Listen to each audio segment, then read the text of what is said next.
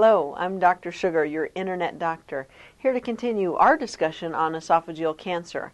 I would like to continue our discussion and talk now about treatment options for cancer of the esophagus.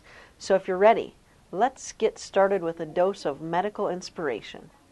The treatment of this cancer depends greatly on the extent of the disease, whether or not the tumor has spread, and if so, how much the tumor has spread beyond the esophagus. If the tumor is confined to the wall of the esophagus and has not spread to the lymph nodes, surgery to remove the tumor, which we call an esophagectomy, is the usual initial treatment approach. Surgery is oftentimes sufficient treatment for disease of this extent.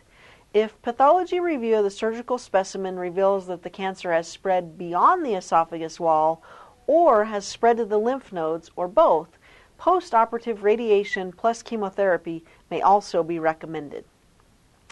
If the tumor extends beyond the wall of the esophagus or has spread to local or regional lymph nodes, but it has not spread or metastasized to any other organs or sites, treatment often consists of pre-operative radiation plus concurrent chemotherapy, followed then by surgery to remove the tumor.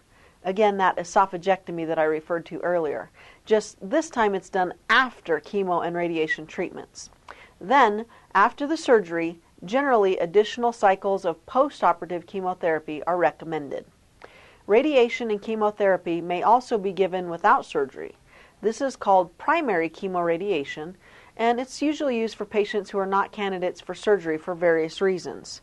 Some things that make it difficult to perform surgery on patients are if the disease is very extensive or if the patient has multiple other medical problems.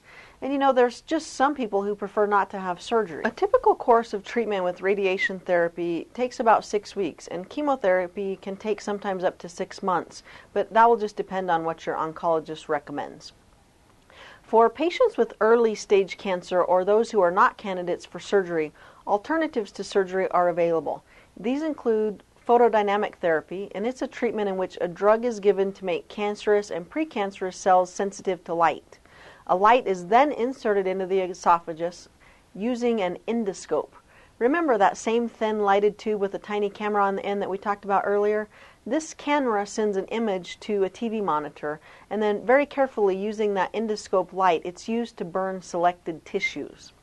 Another treatment option that I'll just mention is multipolar electrocautery, which involves the use of an electric wire that is inserted into the esophagus to burn away dysplasia. Dysplasia just means excess abnormal tissue. And a third treatment option is laser therapy, which uses a laser beam, basically a narrow beam of intense light to kill cancer cells. I'm Dr. Sugar, and I would like to continue our discussion on esophageal cancer in Part 4. In Part 4, I will discuss my recommendations on how you can lower your risks for esophageal cancer. Make sure to watch, and I'll see you there. Sugar.